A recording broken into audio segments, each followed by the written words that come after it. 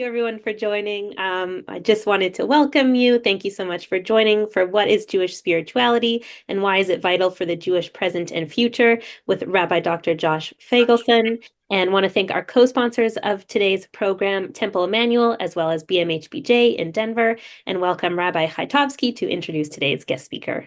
Good afternoon, everyone. Delighted to welcome all of you to hear Rabbi Dr. Josh Feigelson, who has been associated with the Institute for Jewish Spirituality as its executive director and now president and CEO. He received ordination from Yeshivat Chovevei Torah in 2005, was a Hillel director, Hillel Rabbi at Northwestern University, where he also earned a PhD in religious studies. In 2011, he helped found and served as executive director of Ask Big Questions, an initiative of Hillel International, which was an award-winning initiative, winning an award for applied Jewish wisdom. He's been a consultant, a senior fellow at the iCenter for Israel Education, and he had recently served as the Dean of Students at the University of Chicago Divinity School. He's also armed with experience as a Wexner Graduate Fellow, founding co-chair of the Wexner Fellowship Alumni Committee, and is the author in 2022 of Eternal Questions, Reflections, Conversations, and Jewish Mindfulness Practices for the Weekly Torah Portion.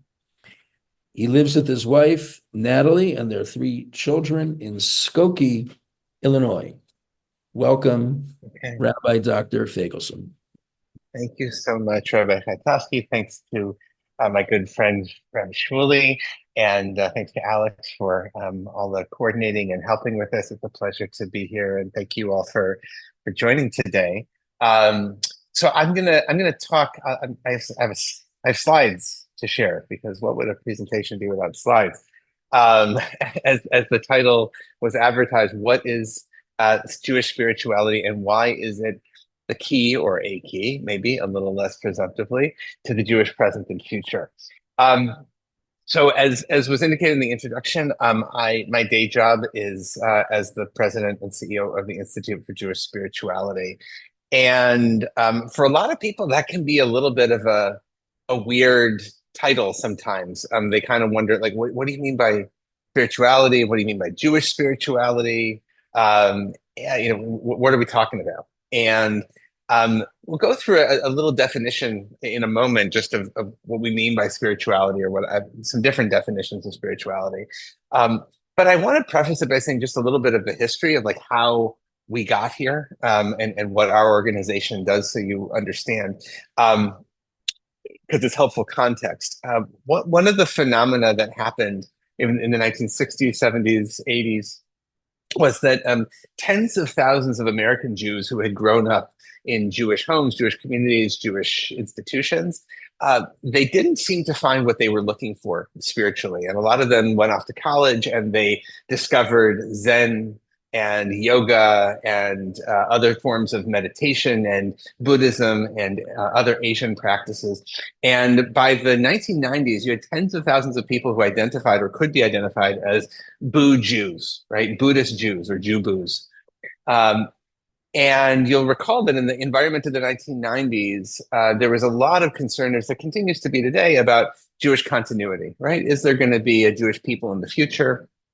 And I think a lot of folks were looking at this phenomenon, or some folks were looking at this phenomenon of, how come all these people couldn't find what they were looking for in Judaism, made their way to other traditions? And what is that telling us about what we may be failing to do, or need to do better, within the Jewish world and within our synagogues and our Jewish institutions? And the people who founded the Institute for Jewish Spirituality sort of came together at that time to say, it seems like there's an opportunity here.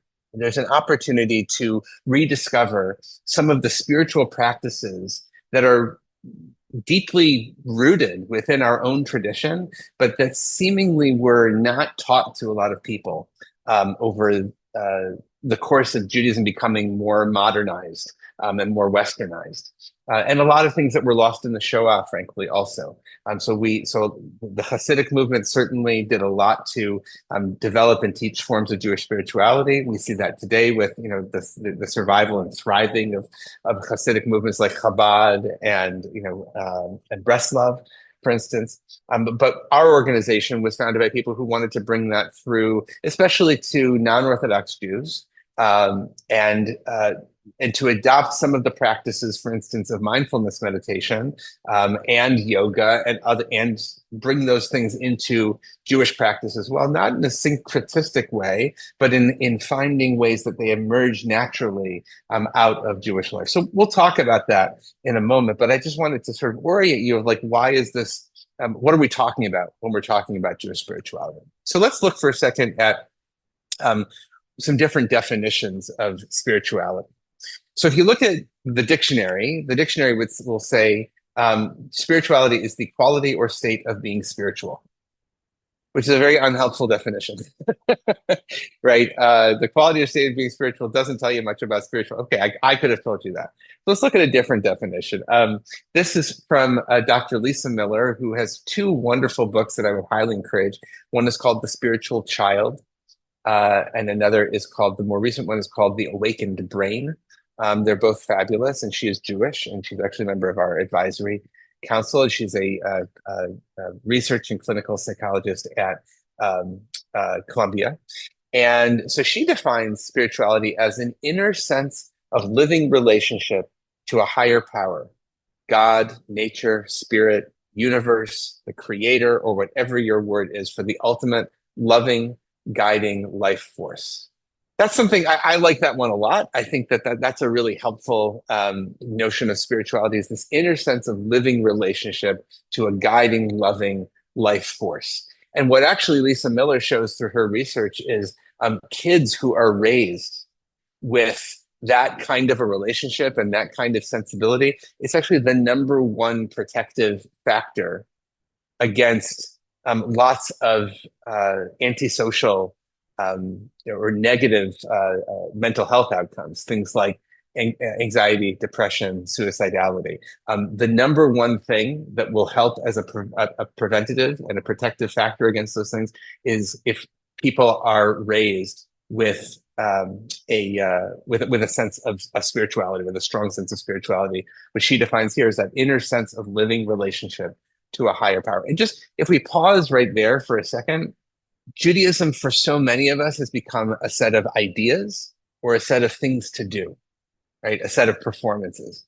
But a lot of Jews have struggled to talk about their relationship with God, right? For a lot of Jews, it's become very intellectualized, and it's become something, Judaism has become very intellectualized, and we love the intellectual, but we don't necessarily create space to, or language to really sense that living relationship to this loving, ultimate loving, guiding life force. So this is something I think we have work to do on. So I think that's a useful definition. There was a study done a couple of years ago from the University of Chicago, from the National Opinion Research Center, NORC, that was sponsored by the Fetzer Institute, where they asked Americans, what do you mean by spirituality? When you say spirituality, what do you mean by spirituality? So not defining spirituality, but just what do you associate with it? And what people said were things like a relationship with God, religion in general, a belief in or connection with a higher being of some kind, faith or belief in general, or being at peace, being calm. And what's really interesting here is, again, a lot of these are relational, right? Relationship, connection. Some of them, faith or belief, are more, sort of in the head, but being at peace, being calm, right? There's something here about, mostly, it's not only the head, but it's getting into the whole body. There's something about spirituality where this isn't just a cognitive, intellectual proposition, but something we experience with all of our human tools, all of our human being. So that actually brought me a few years ago to my own sort of bumper sticker definition. I'm the president of the Institute for Jewish Spirituality. A lot of times I get the question, what do you mean by spirituality? And as I kept sort of going through this conversation with a lot of people, what I actually came to was the ability to be at home deeply at home in the universe, in the world, right, in our life. But that sense of when we are deeply at home. And that is something we can sense in lots of different times and places. For some of us, that's coming. I'm writing about this tomorrow morning, but some of us, it's arriving at Ben Gurion Airport. Or my father, alav hashalom, may he rest in peace. He used to talk about, when he would. I grew up in Ann Arbor, Michigan. When he would come south on US 23 towards Ann Arbor, and he would see the vista open up as the road sloped down to the Huron River. To him, that was homecoming, but also going up the hill on Highway 1 in Israel towards Yerushalayim. There is this deep feeling of homecoming. It can be that kind of feeling at home, but it can also be when we are quiet, when we meditate, when we can really inhabit our bodies and the space that we're in and feel fully at home. Like, oh yeah, I'm really at home. I'm really attuned. I'm really at peace, right? I think that's also our spirituality at work. So I think our capacity to be deeply, fully at home in the universe. In Judaism, we might say this through the language of the opening verse that we say to start the mincha prayer in the afternoon. Ashrei yoshvei vetecha. Happy are those who dwell in your house, from Psalms 145. The house can be, of course, God's house, the Beit HaMikdash, but the house can also be the whole world, and the house can be our own bodies, right? When we can dwell in the house, right? When we can just lashevet, when yoshev is the same word, to dwell, right? To sit. When we can be fully inhabiting the place that we're in, that's happiness. That's osher. It's actually it's wealth. It's a sense of richness. It's a sense of we're here and we're happy. So that's a little bit of definition. I will leave time, don't worry, for Q&A. And so if you have questions and you want to put them in the chat as they come to you, that's fine, and we can get to them. But don't worry, we'll have some time at the end for a little bit of question and answer. So this is defining spirituality. Why is it important? What's the value? I can give you lots of scientific reasons. There was a study a few years ago from the American Heart Association, right, that found that this is reported in 2020 by the New York Times. After controlling for age, sex, body mass index, marital status, smoking, sleep duration, and depression, the American Heart Association found that meditation was associated with a 35% lower risk of high cholesterol, a 14% lower risk of high blood pressure, a 30% lower risk of diabetes, a 24% lower risk of stroke, and a 49% lower risk of coronary artery disease. Just like, and that's pretty astonishing. Now, they're not saying causation, right? They're just saying there's a correlation between people who meditate and lower incidence of these physical harms. I also already talked about Lisa Miller's work that found the prevention against mental health, negative mental health outcomes. There's also a correlation where that same study I mentioned before from the University of Chicago and Fetzer, the more a person identifies as spiritual, the more likely they are to vote, to speak out on political and social issues, and to get involved in politics and social movements, right? So that's also really interesting. People who have a higher affinity or identification as spiritual they are more likely to get involved in civic life, which is really, really interesting. And so you can think about people, in evangelical Christian communities who that might apply to, but you can also think about, liberal Catholics who that might apply to, and you might think about Jews, that might apply to. There's something about the association, maybe through community, maybe in the ways that having a spiritual practice and a spiritual identity gives us the ability and the courage to speak out and to be part of democracy. But so that's a really interesting finding. And then the Surgeon General, a few years ago, published a book about the epidemic of loneliness, and actually just issued a Surgeon General's warning recently about this crisis and epidemic of disconnection and loneliness. And he actually wrote in his book, so many of the problems we face as a society, from addiction and violence to disengagement among workers and students to political polarization, are worsened by loneliness and disconnection. Building a more connected world holds the key to solving these and many more of the personal and societal problems confronting us today. Spirituality, I showed before, was associated by a lot of people with connection. And that's one of the things that we also talk about, like that spirituality is an ability to feel deeply at home and therefore to feel connected to ourselves, to our loved ones, to other people, to other creatures, to the planet, to the divine.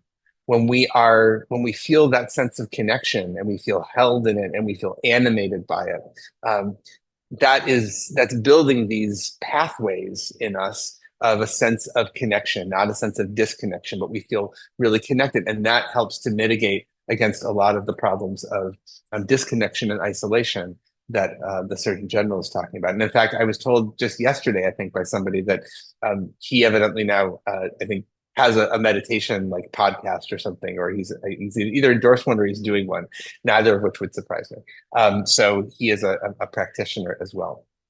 It's really interesting. These days, mindfulness is everywhere. I actually have a folder. These pictures all are in an album on my phone that I call Mindfulness is Everywhere, because every place I look, if you see it now, you can find all sorts of advertisements for mindfulness and meditation. In the upper right-hand corner here is the bookstore at O'Hare. I live in Chicago. And so right there in the bookstore in the airport is a little Harvard Business School Press series of books on mindfulness. You can see it right there. There's one on mindfulness, mindful listening, self-awareness, purpose, meaning, and passion, right? Harvard Business School has figured out that like mindfulness and meditation, these are secularized versions of spirituality. These are important for people, and they've got it on a little carousel at the bookstore at O'Hare.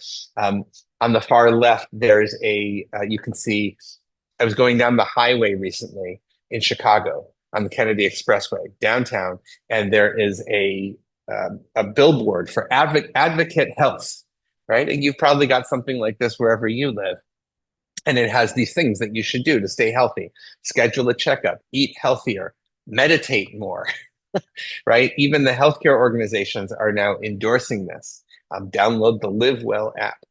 I was in the grocery store in the lower left corner, right? And you've got your National Geographic and you've got your Life 100 photographs of the 20th century or whatever. And then you've got a guide to mindfulness right there in the supermarket checkout line. Or the one that's in the middle is from Chabad in Phoenix a couple of years ago. Some of you, I'm sure, are in the Phoenix or Scottsdale area, right? And a couple of years ago, my family and I were vacationing over winter break. We went to Phoenix, and we were having dinner at the kosher restaurant, which is next to this little store that is run by the local Chabad community. And there was a sign there, one of those pull-up banners with the upcoming classes in the new year from the local Lubavitch, the Chabad Lubavitch community. And you had outsmarting anti-Semitism, okay, and then you had meditation from Sinai. So it's all over the place. And the predicted global yoga market, even, right, in the upper left, is that it's going to be a $66 billion industry by 2027. I should probably get an updated figure and find out. So it's everywhere. And one of the things that's happened is that in the 25 years since the Institute for Jewish Spirituality was founded, for instance, what was very woo-woo and fringe, right, 25 years ago, things like meditation and yoga were viewed as like, oh, that's for tie-dyed t-shirts and Birkenstocks. Today, like I just showed you, I mean, you got your health insurance is advertising it, and the Harvard Business Press, has books about it. It's been totally mainstreamed, and wherever we go, we're finding people are engaging in mindfulness and meditation. I was at a Jewish summer camp a couple of summers ago, and doing some work with the staff there. And I asked the counselors, how many of you have done mindfulness meditation? And more than 50% of the hands went up, because so many of them have encountered this as part of their schooling, right? So it's really quite, it's quite amazing, and it's growing, right? It's only growing. In the Jewish community, what's so interesting is that I think we have a real opportunity and a need. And one of the places that we see this need and opportunity is in our demographics. So this information is from the 2013 Pew study of American Jews. The numbers for 2020 are not very different, though they asked the questions a little bit differently. But the numbers basically are the same. So what's really interesting is when you look at this, if you ask American Jews, do they believe in God, right? So you look at American Jews, 34% overall say that they believe in God, right? Which compares with, and that they are they are absolutely certain. And if you compare that with the general US population, which is on the right, it's exactly half. 69% of the US general public, this is 10 years ago, but again, the numbers generally hold up. 69% of the American general public believes in a God or a universal spirit, and they are absolutely certain about that. Compare that to 34% of American Jews. So we're exactly half, we're just slightly under, right? Which is really interesting. But when you drill down, what's even more interesting is that there's a significant break. And the place where you see this break is that among people who are college graduates, it's 25%. And the more higher education you have, the lower the figure. When you get down to postgraduate degrees, right? People like me who have PhDs, 21%, right? Just 21% of American Jews who have postgraduate degrees are absolutely certain of a belief in God. Okay. Whereas, people who have only a high school education, 52% are absolutely certain. So that's fascinating. And that mirrors also in the American Jewish, in the American population in general, more higher education does correlate with lower belief in God when you ask that question.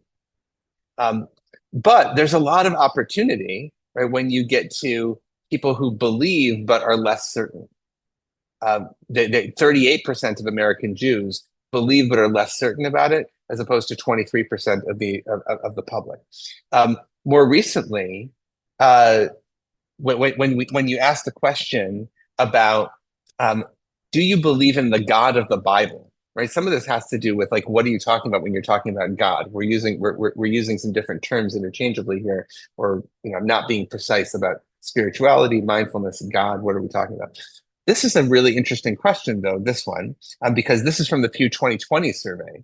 So they did a follow-up, and they asked, do you believe in the God of the Bible? Okay, so now this is also really fascinating. So the net Jewish here, 26% of Jews believe in the God of the Bible. 26%. Look at the Orthodox community, 93% believe in the God of the Bible. When you look at the Reform community, just 18%, or if you have no particular affiliation, just 12%. It averages out to 26. So that's fascinating. And again, you see some trends related to the more education you have beyond high school, the lower that number goes. This all compares with 56% of overall US adults who believe in the God of the Bible. What's really interesting, though, is that 50% of American Jews believe in another higher power or spiritual force. 50%. So not the God of the Bible, right? So when you're talking about, do you believe in God? Well, not necessarily that way of talking about God, but I believe in something else, right? There's 50% of American Jews who are interested in some other form of spirituality. And the truth is they might even believe in some force that could be identified with the God of the Bible, but they haven't actually been exposed to it in that way. And that's really fascinating. And to me, that's a huge zone of opportunity, and why I think that it's one of the reasons when I say that spirituality matters to Jews, Jewish spirituality matters for the Jewish present and future. Because I think, well, we can see in a moment the reasons why. First of all, we know that Jewish spiritual practice strengthens social, emotional, and mental health. I've already given some hint at this, but this is actually just from data that we've compiled at the Institute for Jewish Spirituality, where we asked participants in our cohort programs. We have 570 alumni of an 18-month program for rabbis and cantors. They go on 4 5-day, mostly silent retreats. They discover tefillah, prayer, as a deeply spiritual experience. They learn meditation. They learn embodied practices like yoga. They get involved in practices like musar or tikkun midot, that we call it, but ways of really connecting, not just Judaism as ideas or as practices to be performed, but as really connecting with heart, mind, and soul.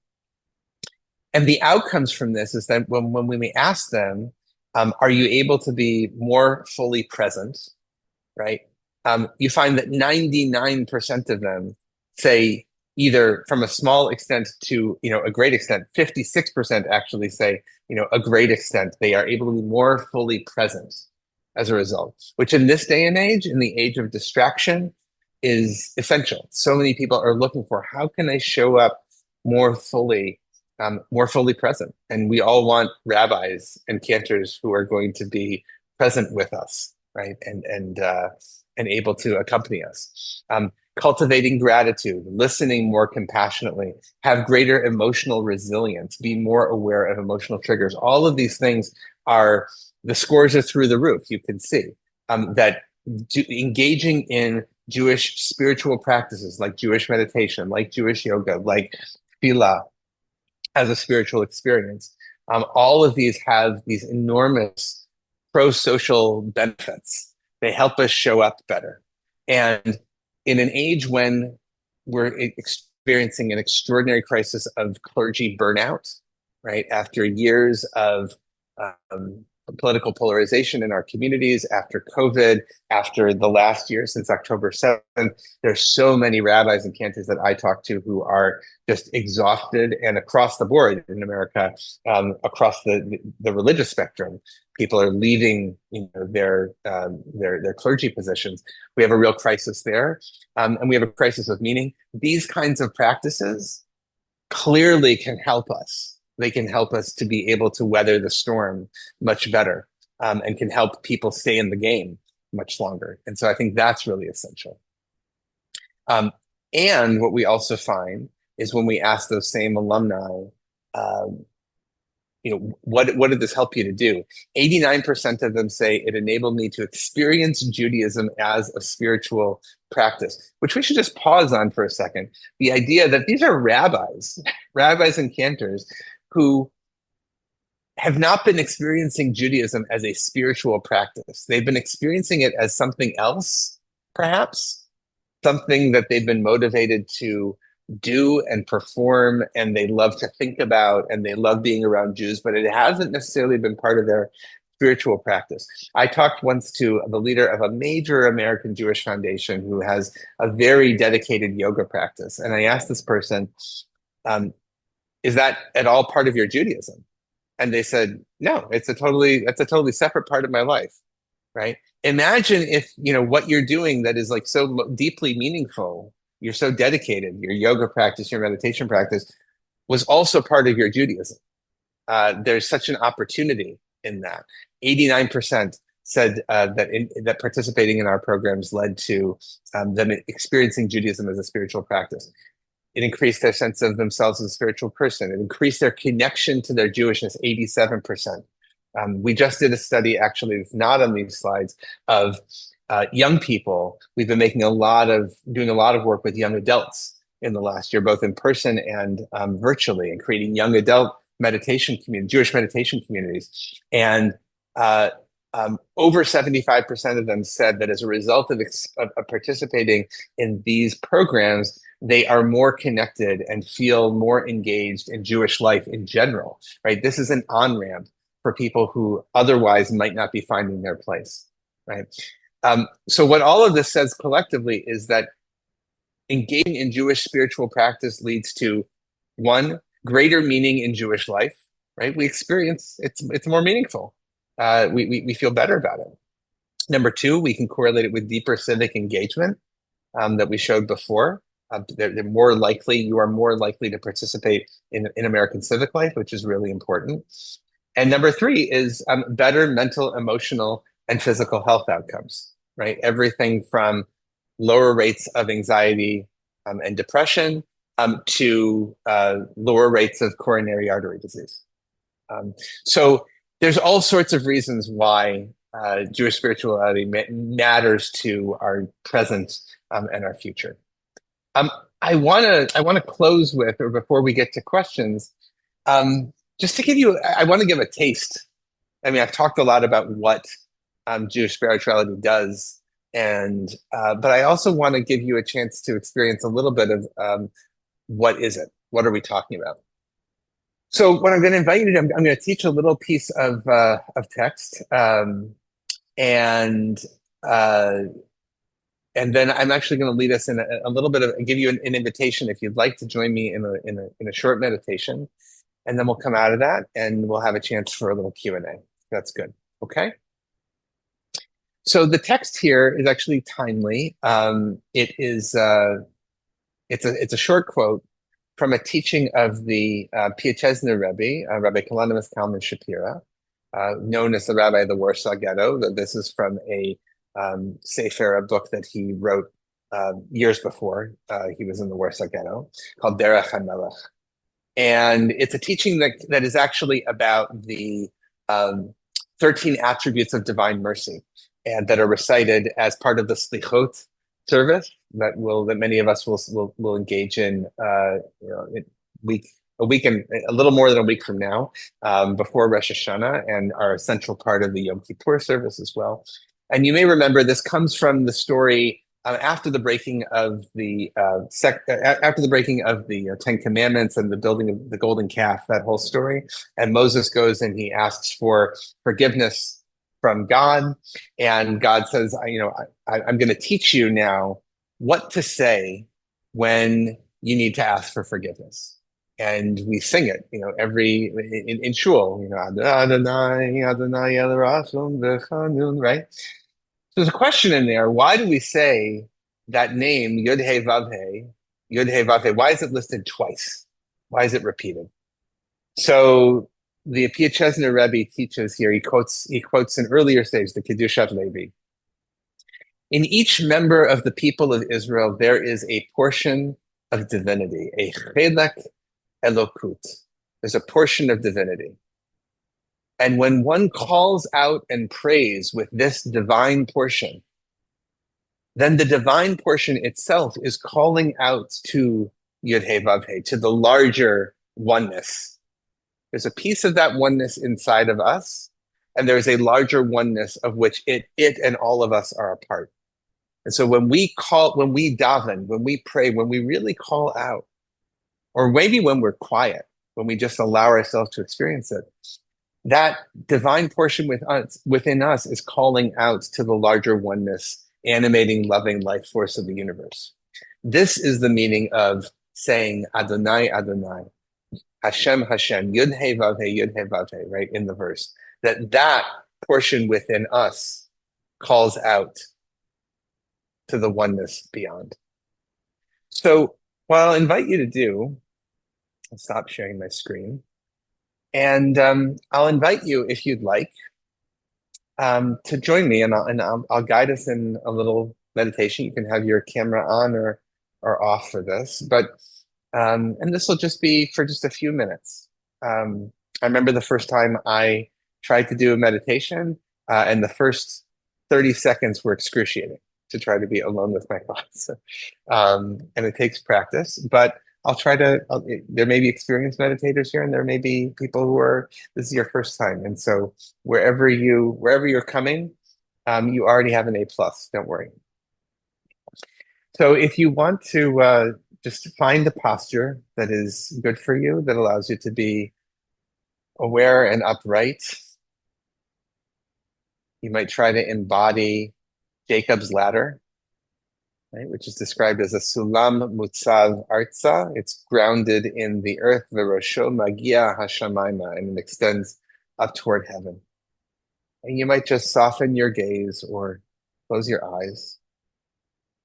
Just take a good deep breath in through the nose and out through the mouth if that's available to you. Just a few times.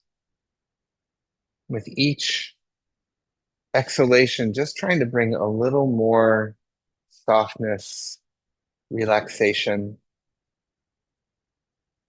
to your body. If you notice that there are places that you're carrying tension, that you can try to just bring some tenderness and softness to them. Maybe especially around the jaw, loosening the jaw a little bit, around the eyes and the forehead. And allow your awareness, we call in Hebrew your da'at, your awareness to come to rest on your breath, if that works for you. Just to be aware when you are breathing in, that you're breathing in. When you're breathing out, that you're breathing out. And even just make a mental note to yourself when you're breathing in and inhaling. And when you're breathing out and exhaling. And that's your intention, your kavanah. Just to be present with the breath. Be aware. And what is likely to happen is that your attention may wander. You might start thinking about other things. And when you become aware that your attention has wandered is this amazing, wonderful moment where you now, because you have that awareness, you have a choice. And you can choose. I want to keep thinking about my shopping list or what's for dinner tonight or whatever else has come up. Or you can, with a lot of chesed, a lot of compassion for yourself, say, you know what? No problem. My mind wandered. I strayed from my intention. And now I just want to come back to my kavanah, to my intention. And so you start again. You start being aware of the breath again. In and out. And then the cycle may repeat itself, that your attention wanders, you become aware, you practice chesed, and you do tshuva. Literally, we return to our intention, not beating ourselves up, but acknowledging human nature. So I'm just going to come back. You can just sit with that and practice it for 30 seconds more.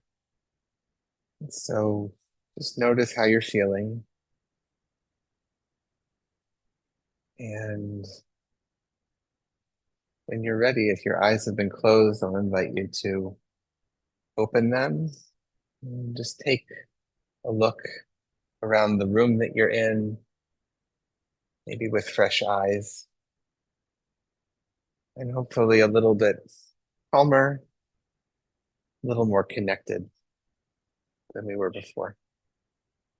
And I will just make a plug if you're interested in what we just did. A couple of things that I'll just take the opportunity to promote. As I mentioned before, the organization I lead is the Institute for Jewish Spirituality. You can go to our website, jewishspirituality.org. We have a daily sit that's actually live on Zoom every day at 12:30 Eastern, Monday through Friday, that is, for half an hour. We have hundreds of people who come from around the world, and we do a Jewish meditation sit together. I also have a podcast that's called Soulful Jewish Living, which is 10 minutes, and it comes out every week. And so you're welcome to subscribe to that as well. So I will pause there, and I'm really happy to receive questions or observations either about the short practice we just did, or about anything I shared in the presentation. Thank you so much, Rabbi Feigelson. Yes, we would love to open it up to questions or comments. If anyone would like to speak, please feel free to raise your hands and we can call on people to unmute, or you can always type things in the chat as well. Okay, so I see David. Thank you for the question. What is Jewish yoga?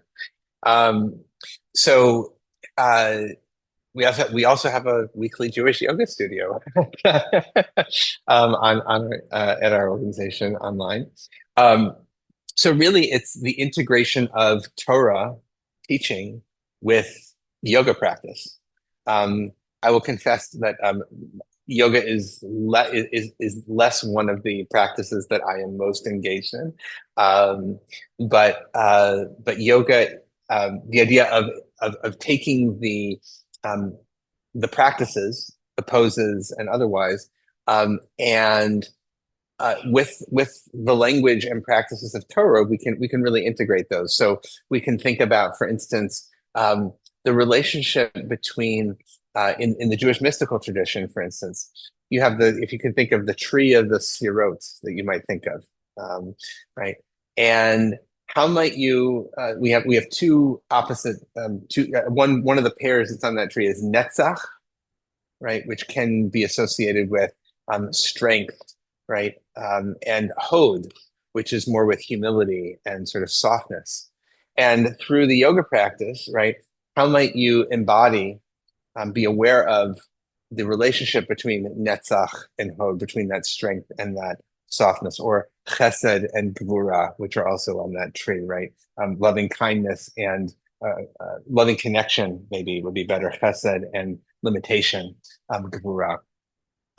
How do we think about the relationship between work, melacha, and Shabbat, rest?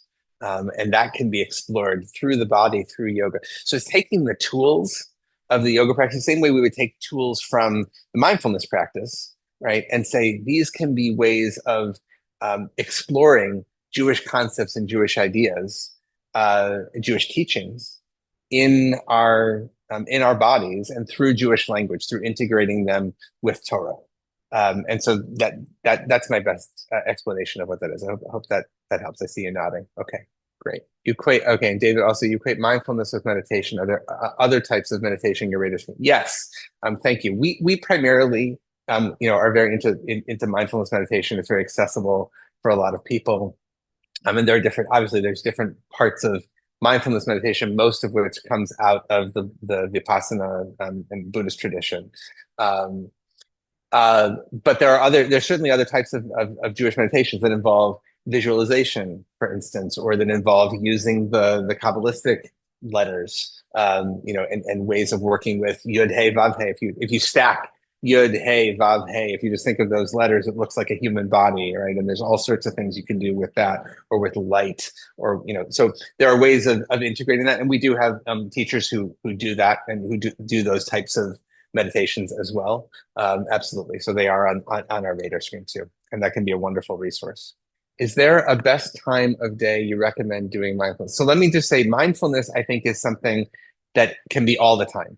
Mindfulness is living with mindful awareness. And so that is something that, right now, as I speak, I'm trying to be mindful of the words that I'm speaking. I'd like to believe that I'm, engaged in a mindfulness practice, mindfully listening also. So there's, and mindful eating. All of Judaism, in my estimation, all of Jewish life is really a mindfulness practice, rightly understood. We want to engage in mindful eating. We want to engage in mindful speech. We want to engage in mindful action. Right? I think that's all true. I think if you're asking, a best time of day for mindfulness meditation, for meditation practice, really varies for a lot of people. I find for me the best time is early in the morning, soon after I've woken up. If I try in the middle of the day, I'm much more apt to have a harder time staying awake. That can be a challenge within meditation practice. So for me, when I'm fresh, first thing in the morning is when I really find is best in terms of my own sitting practice. There are also practices that don't involve sitting, by the way. There's walking meditation, which is a really interesting idea, right? How just, again, practicing mindfully walking, being aware when I'm walking. You can do it really slowly. You could really slow down walking. And, on retreat, sometimes we'll teach walking meditation. It's just the 10 feet between me and the wall, right? How can I just slowly, very, very slowly and mindfully and consciously be present in the act of each step, right? And the awareness of every component of that. Or when I'm walking the dog, I have a few episodes of my podcast about walking the dog, which I think is an amazing mindfulness practice and can be. You set an intention. The dog might have other ideas, and then you've got and then you have choice, right? It's like, okay, how am I going to show up? I could be angry at the dog. I could let the dog do, there's a whole relationship we have there. So there's lots of ways to do walking meditation. I see a question here from Hannah, or Hannah. How long would you do yoga? Like I said, yoga is unfortunately my least, for me personally, is the practice that I do the least. I know that like our weekly yoga practice that we have at IJS is about 45 minutes online. So it can be anywhere from, I would say, I've seen things that are 20 minutes, I've seen things that are an hour. So it can vary, but it's like a yoga class, like any other yoga class. Steve, see you there. I don't know if I feel better from my few attempts at meditation. And I'm not even sure if the meditation itself was helpful for me. It was the sound of your voice, which I find fantastic. Very calming, very soothing. And just your smile and everything made me feel relaxed. But when I think of meditation in general, it is, I feel less bad. When I think of joy, I think of, I feel more good. Yeah. Meditation to me is, it just so far has not worked. I don't seek joy, but it happens to me. I wish I knew how to seek it. I don't know how to seek it. But I have numerous instances of joy in my life, just the common ones, being with my kids. It's just awesome. Last night I was with my brother and sister-in-law. It was phenomenal. Yesterday on the way to play pickleball, I saw a couple of young parents with their little children, couldn't have been more than 1.5, 2 years old. They were having such a good time. Total joy. So I'm not so sure if I want to feel more relaxed, but I do want to feel more joy. That's great. It. That's great. Well, I thank you for saying that. And for me, I agree with you. Meditation practice can be a route to more joy. I think, and but meditation is fundamentally about what it is best at is helping us be present with whatever is, right? In terms of cultivating joy, though, I think there are other things that are also really, really good, that can be really good. Singing, music, movement, dancing, celebration, right? Being with people, all of, and this is of course essential to Chassidut, to Hasidic life, right? The emphasis on simcha, that we want to be joyous and mitzvah gedola liyot b'simcha. It's a great mitzvah to always be in a state of joy.